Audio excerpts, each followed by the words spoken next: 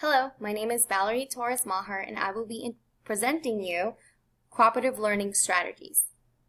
With that said, I know that in the world of education, fads tend to come and go all the time, but we as teachers want to make sure we are doing our very best for our students. We try anything to make sure our students stay engaged in our lessons and retain that valuable information we give them every day. That's why whenever I implement a strategy in my classroom, I make sure I research and I see how it is best fit in my classroom. So I hope that the presentation that I have for you tonight will save you some time for that research and that research time, and that you can find some strategies that you may be able to implement in your classroom. So I look forward to hearing from you afterwards to see what worked for you in your classroom if you did decide to do anything. I have two pictures in front of you, one that represents a traditional classroom instruction and one that would represent cooperative learning in a classroom. For a traditional classroom instruction, the teacher mostly stands in front of the class with the lesson they have prepared for the day, while their students sit in rows, mostly not interacting with each other, and if they are, they're more likely causing a disruption, which causes the teacher to stop his lesson in order to redirect those students that seem maybe a little bored or not engaged, doing other things, doodling, etc. This kind of traditional classroom instruction is a thing of the past, really.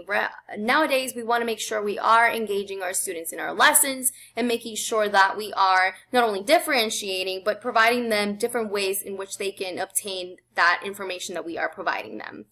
With that being said, if we take over or look over to the right-hand side of the screen, you can see the teacher in the cooperative learning classroom. She is very hands-on with her students. All the students seem engaged, they all have their own work to do, but they are working in pairs or in a group setting, which is what cooperative learning really is about. It's giving these students the opportunity to interact with each other about the content they are receiving for the day. Now, looking at these classrooms, which one do you see yourself in?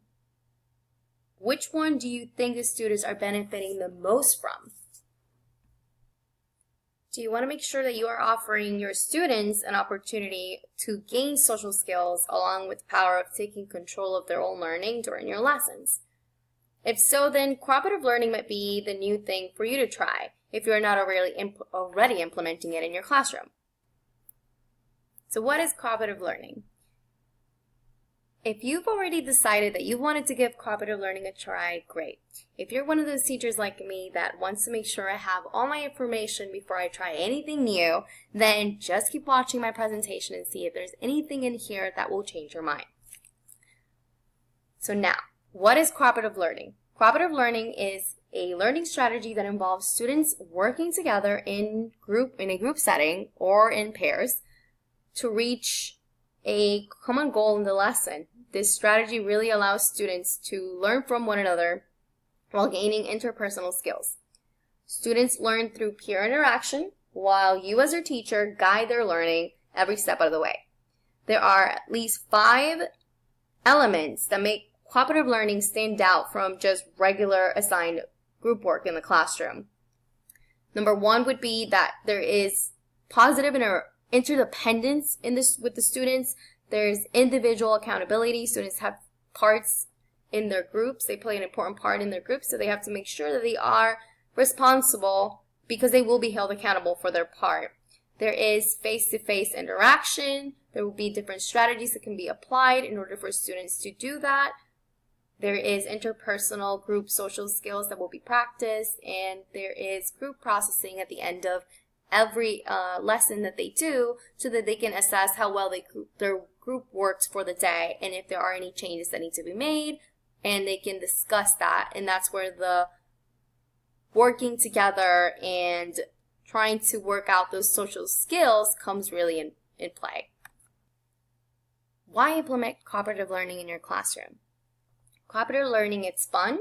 Students enjoy working in groups and moving, having different routines and changes every day. This keeps them motivated. It is interactive, so students are engaged and active in the lesson. They're being actually participants in their learning. This strategy really encourages discussion and critical thinking. Students learn more and are challenged. It requires students to work together, an important skill to master for their future. Cooperative learning also benefits diverse learners because through social interaction, the material is shared, explained, and talked about in many different ways. This helps students retain the information and develop those oral communication skills that are so important in the classroom. How to use cooperative learning in your classroom. First, know your students, their needs. This will allow you to prepare the lesson accordingly and look for those specific cooperative learning strategies that I'm going to be talking about in a couple of slides so that you can apply those to your lesson. The classroom layout is also very important since students will be working in groups. You can see an example of what a classroom, especially a cooperative learning classroom, might look like. If you can see the picture that I have provided for you, on this picture you can see the tables. The student tables are arranged in groups of 4. So you'll have several groups of 4. That way when the students are working with those cooperative learning strategies, they already have an easy access to those groups. In those groups, students are usually numbered off like 1, 2, 3, and 4. This makes it easier for picking randomly at students for sharing time and any other activities that you may want to pair them off. If you can see, I've gave you an example of what a cooperative learning seating chart might look like for the seating arrangement. So that way when you want the students to share anything, then you can just number them off, or say A works with B's and B's work with B's, however it is that you want them to work. The great thing about having groups is that they can be diverse so that they all bring something unique to the table, something unique to the group. You can change groups every like 2 or 3 months or as you see it fit. It is your class, you know your classroom best. Now, there are 5 key elements to keep in mind when you, as the teacher, are planning these assignments and in order to incorporate these cooperative learning strategies. Make sure that you plan ahead of time. So you plan ahead how the groups will be formed and how they will interact with each other. Would you have team captains? Would you have a designated Would you have a designated writer? Would you have someone that's going to keep scores? Things like that. And the second thing that you should keep in mind is plan how you will introduce these assignments and which cooperative strategies you will be applying. Also make sure you are monitoring your students, so you are letting them take control of their learning, but you're also aiding them. You are giving them that guidance so that if you see a group that's maybe not on task or doesn't quite get what's going on, you can guide them in the right path. You will be guiding their thinking, their cooperative thinking skills. One more thing that you can keep in mind is that you need to think about how you will assess the group at the end of the activity. Would you grade it based on the group interaction? And how would you assess it? Are you going to assess the students as they are walking around the classroom and as you're interacting with them? So that's one thing to keep in mind with cooperative learning. Cooperative learning has 5 categories with strategies and techniques to make lessons more interactive, fun, and challenging for your students. Each one can be used to guide the development of cooperative learning assignments that you have planned for your students. The first category that I'm going to be introducing you to is discussion or communication. Students can interact, exchange ideas and opinions. One strategy you may use for this category is called Think, Pair, Share. The second category is called reciprocal teaching. Reciprocal teaching allows students to provide feedback and understand alternative perspectives. One strategy to use is an activity. It's called the jigsaw. The third category that I'm going to be talking to you about today is called graphic organizers for discovering patterns and techniques. This helps students gather information for discussion, research, or writing. One example of a strategy is called group grid. The fourth category that I'll be introducing you to is called writing. It works with organizing and synthesizing information. peer editing is used with this strategy. Lastly, I'll introduce you to problem solving. Students work together to solve a specific problem as a group. One strategy for this is called 3 Stay, 1 Stray. I will be talking about the 3 most common strategies used in my next slide.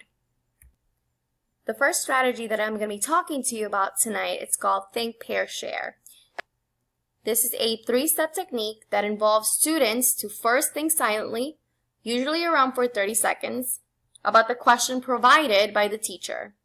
Then students pair up and exchange their thoughts or ideas with a partner. Finally, they share it with the class. This is why it's so important to have the students in groups. That way it's easier for you also if you have the cooperative learning seating arrangements, because then you can just say how you want them paired up. You could say 1s together, 1 and 2s together, pair up, and so on. Another very popular strategy in the cooperative learning is the jigsaw. This strategy enables students to become an expert on an assigned topic. Then they go back to their groups and share / teach their topic to the group. So basically, they're going to be working with their group and another group. So as the teacher, she'll give out the topics. The students will then break off from their groups and meet with another group that it's only focusing on that same learning activity. Once those students become familiar with this strategy, they go back to their home groups and share what they have learned. So basically, it's like a puzzle piece coming together when the students break off and then come back with the information to share it with their home group.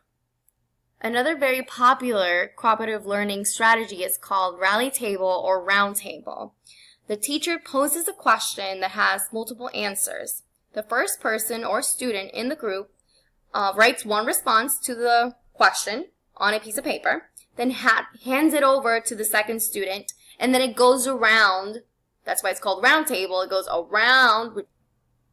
Student in the group gets to write down a piece of information. So basically keeps it going until each group member has collaborated in the assignment. I can't mention cooperative learning without mentioning Kagan. So what is Kagan cooperative learning? Kagan cooperative learning strategies have been the most heavily studied innovation of all time.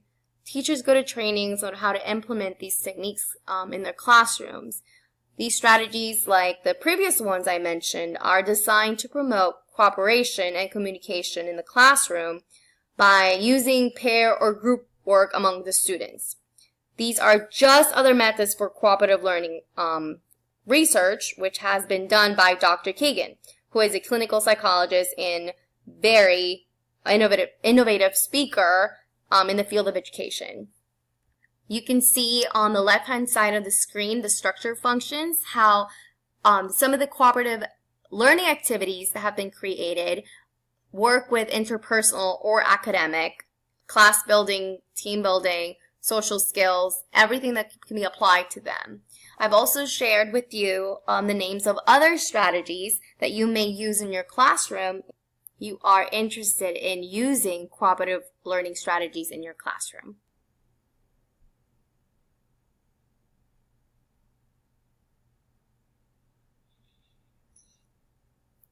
So here are some samples of Kagan strategies, learning tips and strategies for teachers, cooperative learning for ELLs that you may use to implement in your classroom.